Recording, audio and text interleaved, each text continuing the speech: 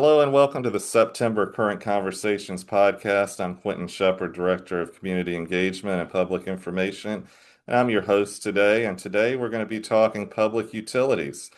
We've got Katey Legg, our Public Utilities Director, on with us today, and she's going to talk to us a little bit about some of the challenges the utility system is facing and some of the strategic priorities and plans that are in place to try to ensure that the system gets to where it needs to be. Katey, thank you for joining us today. Thanks for having me. So last night, and we're recording this on September 3rd, so the Board of Supervisors met last night, September 2nd. And one of the items that they approved were, after a public hearing, were some revenue bonds to help support some capital projects in the utility system.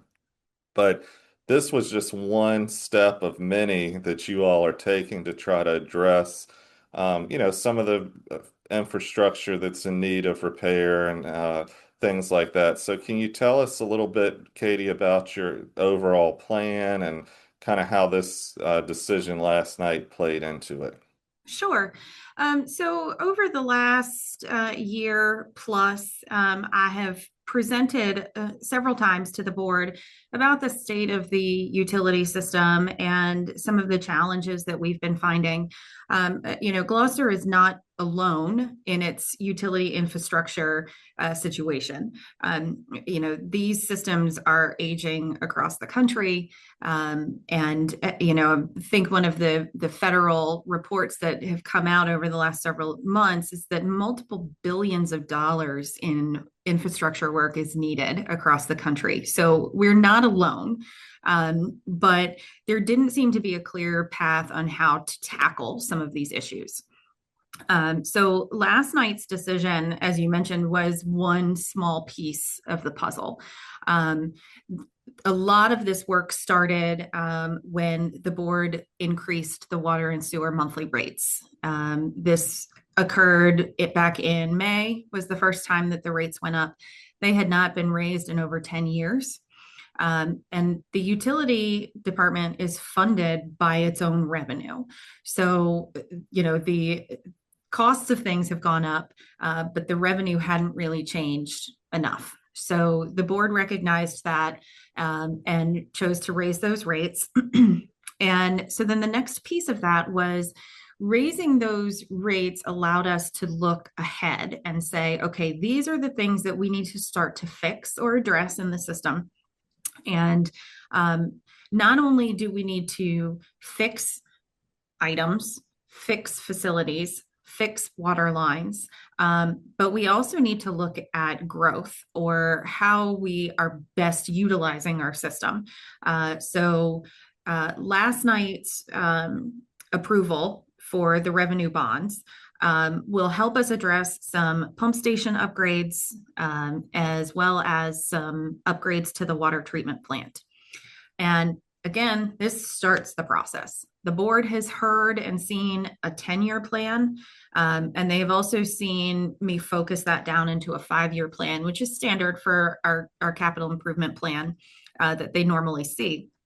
So, while we hear and we recognize that we need more than the 2.35 million that was approved last night, we also have to be able to afford the debt payments.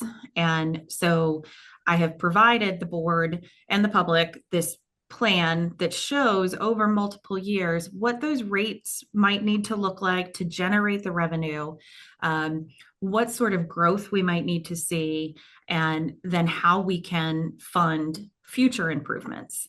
This is not going to be a one and done, hopefully. The plan is to take this momentum and keep going. It will mean additional borrowing down the road.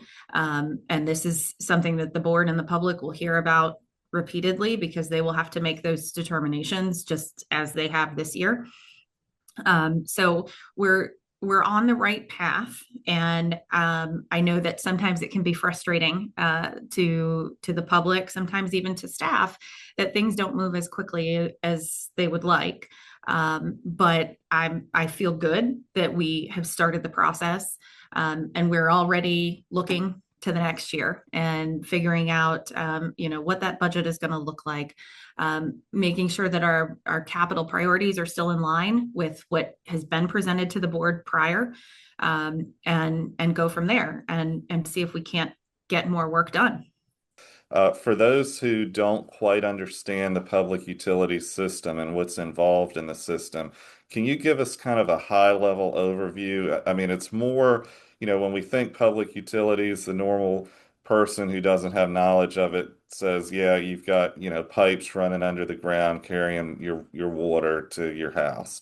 But it's so much more involved than that. You mentioned the water treatment plant, you mentioned the pump station. So if you could give us just a high level overview of the infrastructure that's involved and, us keeping in mind that all elements of this infrastructure are like our vehicles and over time they fail and they need regular maintenance. So can you help us understand a little bit about what it takes to run a public utility system? Sure. So we have a water treatment plant facility that operates two different plants on the same property. Most people may know that a significant portion of their drinking water comes from the Beaver Dam Reservoir. And so that is what we call our surface water plant. We also have another plant that utilizes groundwater from a 1,500-foot well. So those two water sources come together to be treated and are pushed out into the distribution system.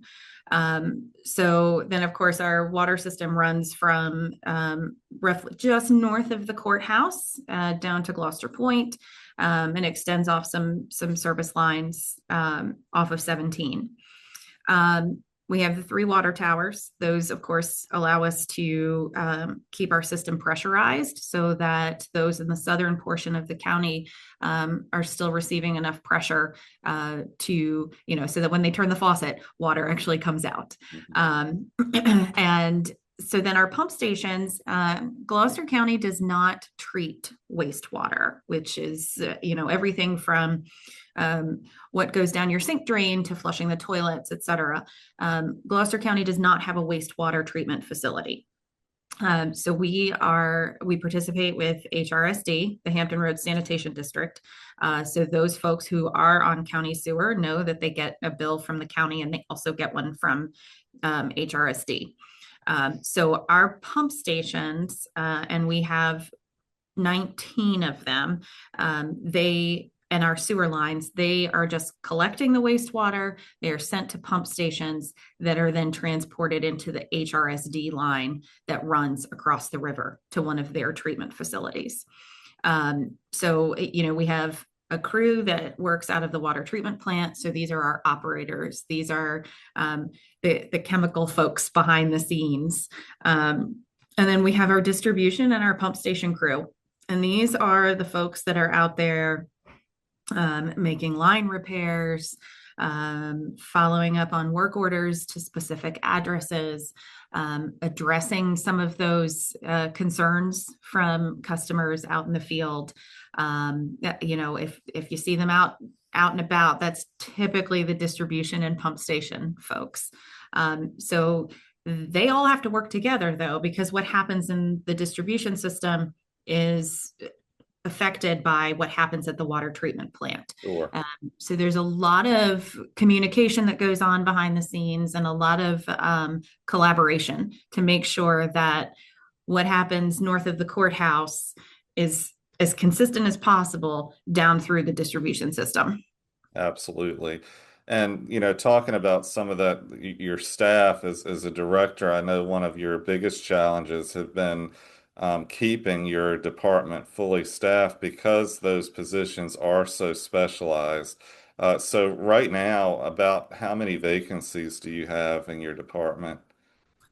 We have five. Okay. So we have just brought on a few new folks. So again, Gloucester's not alone.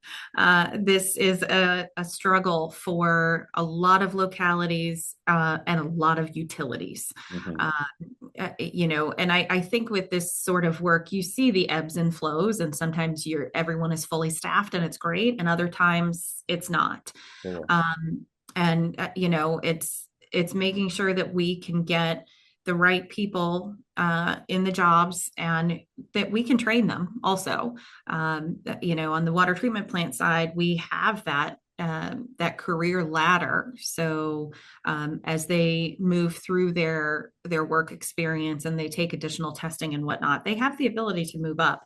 And the same happens on the distribution crew side.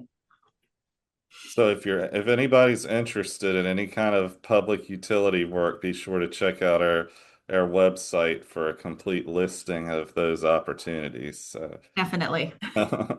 Um, Katie, and I know, just changing topics just a slightly, over the past year or so, you've implemented some new software, the advanced metering infrastructure. You've implemented a dashboard. And one of the things about the dashboard that you're able to do is, from what I understand, you're notified of major leaks in the main office. So if somebody's water line that they're responsible for running to their house is showing a major leak, you all get notified, and your staff then reaches out to the customer to let them know before it gets to be a major problem. Yes. So with AMI, that started rolling out officially back in February. And that's when the meters started to be switched out. It took a little longer than I would like. It's still not fully complete. There were some supply chain issues with the appropriate size meters. So we do still have many that need to be switched out. But for a majority of our residential users, their meters have been switched out. So, one of the great things about the AMI product is one, our crew does not have to go out and hand read 5,200 meters anymore. There is still a couple of hundred that they have to do because those haven't been switched out yet. But with that, these meters are collecting usage data continuously. And so we have an administrative dashboard set up with their software.